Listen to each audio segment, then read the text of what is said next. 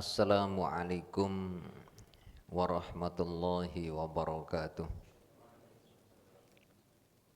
Alhamdulillah wassalatu wassalamu ala Rasulillah wa ala alihi wa sahbihi wa man tabi'ahu wa walah. Amma ba'd, faqad qala Allah Ta'ala fi kitabihil karim. A'udzu billahi minasyaitonir rajim. Bismillahirrahmanirrahim. Qul bi fadlillahi wa bi rahmatihi wa bidzalika falyafrahu huwa khairum mimma yajma'un. Wa qala aidan bismillahirrahmanirrahim. Wa ma arsalnaka illa rahmatan lil alamin. Shadaqallahul azim. Jamaah sidang salat zuhur rahimakumullah. Allah Subhanahu wa taala berfirman dalam surat Yunus ayat 58. Katakanlah, dengan karunia Allah dan dengan rahmatnya hendaklah mereka bergembira. Itu lebih baik daripada apa yang mereka kumpulkan di dunia ini. Pada ayat ini Allah memerintahkan kita untuk bergembira. Tapi gembira dengan apa? Di sini disebutkan dengan karunia Allah dan dengan rahmatnya. Karunia Allah teramat banyak jumlahnya. Namun kemudian ulama membuat satu skala prioritas. Karunia terbesar adalah hidayah atau iman. Yang kedua rahmat. Rahmat Allah juga begitu banyak. Rahmat itu artinya kasih sayang, dan kasih sayang yang Allah wujudkan untuk kita direpresentasikan dengan diutusnya Nabi Muhammad sallallahu alaihi wasallam. Di mana Allah berfirman dalam surah Al-Anbiya ayat 107, tidaklah kami mengutusmu ya Muhammad melainkan sebagai rahmat bagi semesta. Mensyukuri dengan rasa gembira atas nikmat iman atau hidayah dengan rahmat, yaitu diutusnya Nabi Muhammad SAW atau dijadikannya kita sebagai umat Nabi Muhammad SAW. Huwa khairun, itu lebih baik, mimma yajma'un, dari dunia beserta isinya. Yang selama ini banyak manusia sibuk beraktivitas adalah kebanyakan mereka dalam rangka mengejar dunia, yang sering disingkat dengan harta benda atau kekayaan. Yang kerja, yang berbisnis, yang berpolitik, yang ingin menjadi anggota legislatif dan eksekutif, secara umum mereka ingin mengumpulkan harta. Walaupun sebagian kecil ada yang niatnya bersih, benar-benar ingin menjalankan perintah Allah, menggunakan sarana pekerjaannya sebagai wasilah untuk ibadah kepada Allah dan menegakkan kebenaran, amar ma'ruf nahi munkar. Tapi itu sangat minim, minoritas. Ketika kita mendapat nikmat harta benda, jabatan, atau yang lainnya, betapa banyak di antara kita yang senang sekali melakukan tasyakuran, seperti misalnya mendapatkan rumah atau habis membeli rumah, mendapatkan hadiah mobil atau habis membeli mobil, mendapatkan istri habis menikah. Itu kebanyakan mereka melakukan tasyakuran, termasuk mendapatkan anak. Bukan itu dilarang, memang itu perintah. Tapi perintah tertinggi bersyukur adalah mendapatkan nikmat iman atau hidayah. Semua nikmat yang di luar iman itu akan musnah di dunia. Istri akan mati, pangkat akan pensiun, harta akan musnah seiring jalannya waktu, anak juga akan meninggal dunia. Tapi iman akan dibawa menuju surganya Allah. Dalam sabda Nabi, hadis sahih, la tadkhulul jannah hatta tu'minu. Kamu tidak akan masuk surga sehingga kamu beriman. Artinya orang yang tidak beriman tidak akan masuk surga. Hanya orang beriman saja yang masuk surga. Tidak hanya itu, bahkan syarat untuk mendapat syafaat Nabi SAW di hari kiamat adalah beriman. Qala sallallahu alaihi wasallam, inna syafa'ati limanil kabair min ummati man la yusyriku billahi syai'a.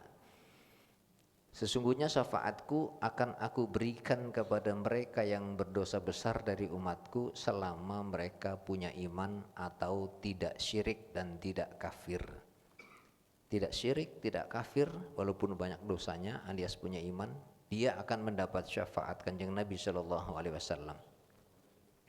Dalam riwayat yang lain, Rasulullah sallallahu alaihi wasallam bersabda, "Atani atin min Rabbi fabasyarni faqala li ya Muhammad man mata min ummati la yusyriku billahi syai'an dakhalal jannah." Qultu ya Jibril wa in zana wa in saraqa? Qala wa in zana wa in saraqa. Datang kepadaku utusan Tuhanku menggembirakan aku dengan berkata, "Ya Muhammad, man mata min ummatika la yusyriku billahi syai'an dakhalal jannah." Siapapun umatmu yang mati yang tidak menyekutukan Allah alias punya iman, tidak kafir, maka dakhalal jannah, pasti masuk surga. Qultu ya Jibril, aku tanya kepada Jibril, karena utusan Allah tadi yang dimaksud adalah malaikat Jibril. Wa in zana wa in saraqa, bagaimana jika yang mati itu dia memang tidak musyrik, cuma tukang zina dan tukang mencuri, hanya tidak musyrik saja. Qala Jibril alaihissalam wa in zana wa in saraqa, sekalipun dia tukang zina, sekalipun dia pencuri, selama dia itu tidak syirik, tidak kafir, maka dia akan masuk surga. Subhanallah. Jadi iman itu salah satu syarat mutlak untuk bisa masuk surganya Allah, dan tidak ada iman tidak bisa masuk surga. Dan ini adalah prerogatif Allah, nggak bisa diprotes. Kita nggak mau protes apa, yang menciptakan surga Allah, yang membuat syarat masuk surga Allah. Kita makhluk yang diciptakannya, ikuti saja maunya Allah dan Rasulnya. Kemudian tentu saja orang ada yang masuk surganya langsung, ada yang tidak langsung karena dosa-dosa besarnya. Sebab syarat masuk surga itu tidak hanya punya iman, tapi juga tidak berdosa alias bersih dari dosa. Pertanyaannya adalah, siapa orang yang bersih dari dosa? Kecuali para rasul yang maksum. Kalau kita al-insan mahalul khata' wa nisyan, semua manusia tempatnya salah dan lupa. Dalam hadis yang lain, kullu bani Adam khata'un, semua anak Adam adalah bersalah.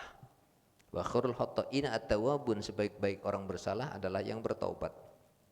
Maka untuk bisa memberikan pertolongan kepada orang beriman atas rahmatnya Allah, diturunkannya, diutusnya Nabi Muhammad sallallahu alaihi wasallam.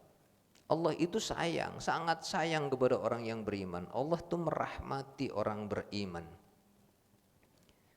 Maka kemudian representasi rahmat Allah itu diturunkan, bentuknya manusia yang bernama Muhammad sallallahu alaihi wasallam, diutus sebagai rasul yang memiliki sifat wa ma arsalnaka illa rahmatan lil alamin.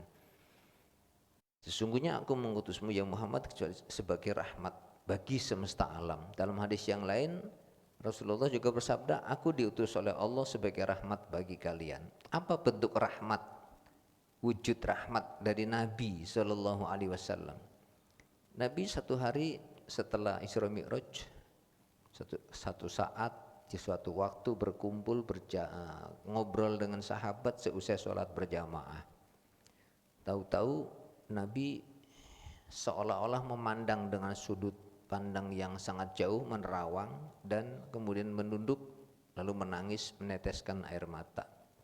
Sahabat Abu Bakar yang ada di sampingnya pun bertanya, ya Rasulullah, apa yang membuatmu sedih dan menangis?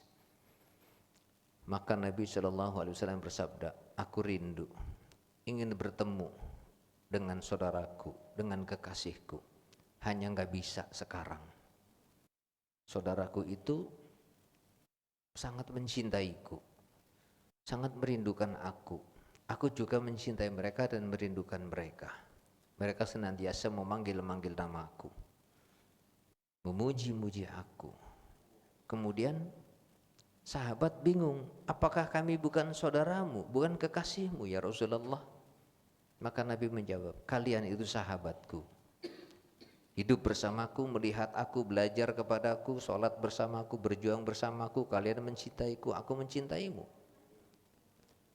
Terus yang kau maksud saudara dan kekasihmu itu siapa? Rasul diam sejenak menatap ke langit, kemudian menundukkan kembali.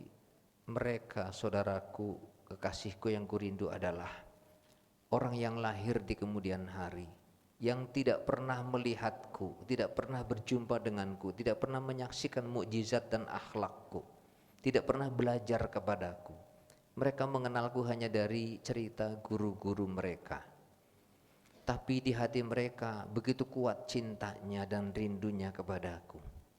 Maka aku pun sama mencintai dan merindukan mereka. Allah hanya mentakdirkan aku bisa berjumpa dengan mereka nanti di hari kiamat. Yang Nabi maksud adalah kita-kita, orang yang lahir di kemudian hari setelah Rasulullah wafat sekian ratus tahun lamanya. Tapi kemudian kita mengenal Nabi dari kisah-kisah yang disampaikan guru, lalu kita mencintai Nabi, sering membaca sholawat. Di kesempatan yang lain ketika Rasulullah Shallallahu Alaihi Wasallam menjelang wafat di bulan Ramadan, sepulang Rasulullah dari haji wada, Rasulullah sering merasakan demam yang tinggi. Terus hingga 2 bulan lebih beliau merasakan sakit dan demam, sampai pada akhirnya pada bulan Rabiul Awal, persis tanggal 12 Rabiul Awal di hari kelahirannya, beliau sudah di kamar tidak bisa bangun. Maka malaikat Israel pun datang mengucapkan salam akan mencabut nyawa Nabi. Hai Israel, apakah tidak datang bersamamu malaikat Jibril? Tidak ya Rasulullah. Bisakah aku berjumpa dengan dia? Karena aku ingin bertanya tentang sesuatu. Malaikat Jibril yang sudah dipersiapkan Allah di langit diperintahkan turun. Setelah turun kemudian Nabi bertanya, ya Jibril, apa hakku setelah mati? Maka Jibril menjawab, langit telah dibuka semua pintunya, surga telah dihias, bidadari siap menyambut kedatanganmu. Nabi menangis. Bukan itu yang aku mau, hak-hakku yang ku mau bukan itu. Itu untuk diriku, bagaimana dengan umatku? Maka malaikat Jibril mengatakan, Allah berfirman sepertiga umatmu akan masuk surga. Nangis Nabi tambah kenceng. Cuma sepertiga, tidak bisakah ditambah? Setelah malaikat Jibril menerima perintah Allah, beritahukanlah bahwa 2/3 umatmu ditambah bisa masuk surga. Nabi masih menangis dengan keras. Aku tidak mau kalau cuma 2/3. Aku mau semua umatku masuk surga. Akhirnya malaikat Jibril mengatakan, permohonanmu dikabulkan Allah. Semua umatmu akan masuk surga kecuali yang kafir. Sebagaimana dalam sabda yang lain, kullu ummati yadkhulunal jannah illa man aba.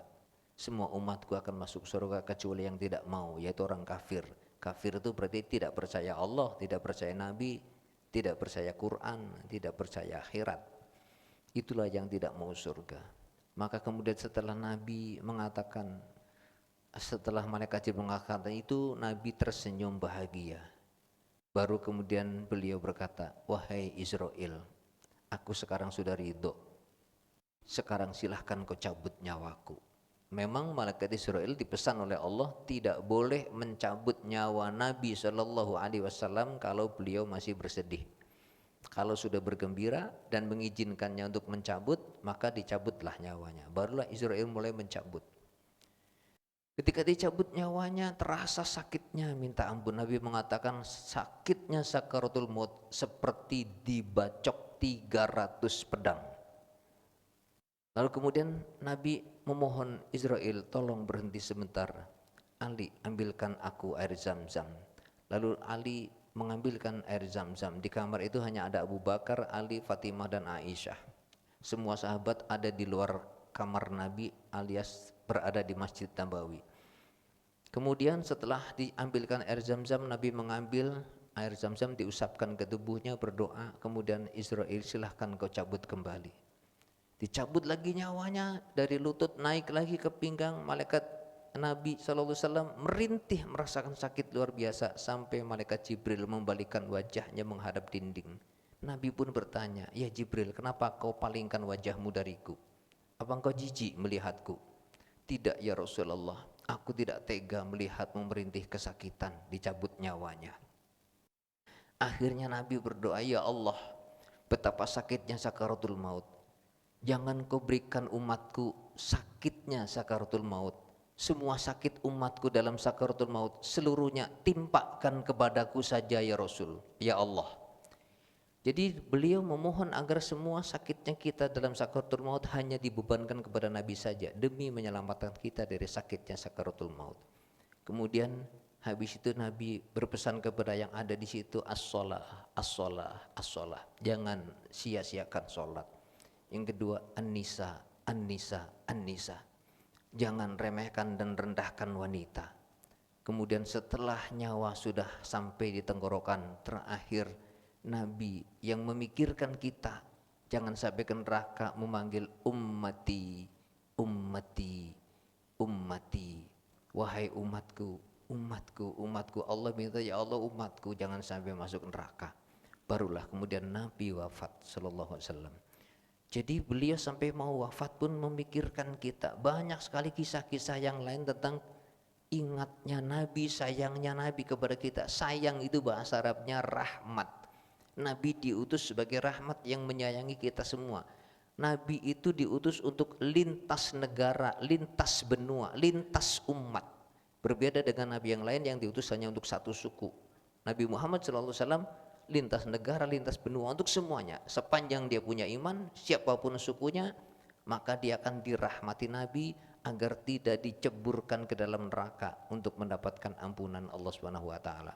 Maka kalau kita merasa banyak dosa, maka jalan untuk bisa masuk surga adalah mencintai Nabi. Karena seorang sahabat bertanya, ya Rasulullah, kapan kiamat terjadi? Nabi menjawab, celaka kamu menanyakan kiamat. Sudah siapkah kamu dengan bekalnya? Maka sahabat itu diam, gak bisa jawab. Lalu setelah diam beberapa saat mengatakan, ya Rasul, terus terang saya belum punya bekal untuk hari kiamat, baik sholat, puasa maupun sedekah.